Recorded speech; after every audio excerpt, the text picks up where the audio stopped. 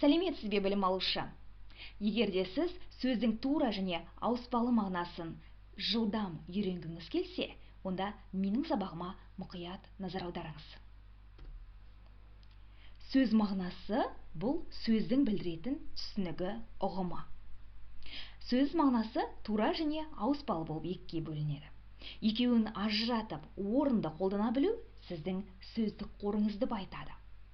Енді қарайық, сөздің тура мағынасы бұл сөз нақты затты, құбылысты атап білдіретін, бастапқы өзгермеген мағынасы.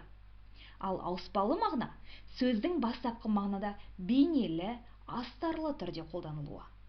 Енді мысалына назар аударайық. Мысалы, қалың кітап десек. Біз кітаптың қалың екендігін қолмен ұстай аламыз, өлшей аламыз, ол нақты зат. Яғни бұл сөздің тура мағынасы. Ал егерде біз қалың ой десек, біз қалың ойды өлшей аламыз ба? Әрине жоқ. Демек бұл сөздің ауыспалы мағынасы. Яғни, жаңа мен айтып өттім ғой, сөздің бастапқы өзгермеген мағынасы ол тура мағына. Дәл сол сияқты тағы да бір мысал келтірейін. Терең су. Біз судың тереңдігін өлшей аламыз. Ал терең білім десек, біз оны өлшей аламыз ба? Әрине жоқ. Демек бұл ауыспалы мағына. Тағы да бір мысал келтіре кетейін. Қатты парақ.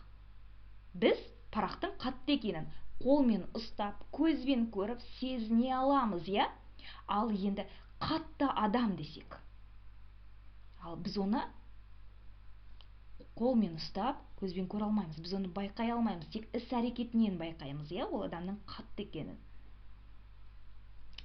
Жалпы сөздің тура және ауыспалы мағынасы екеуінің айырмашылығы осыда.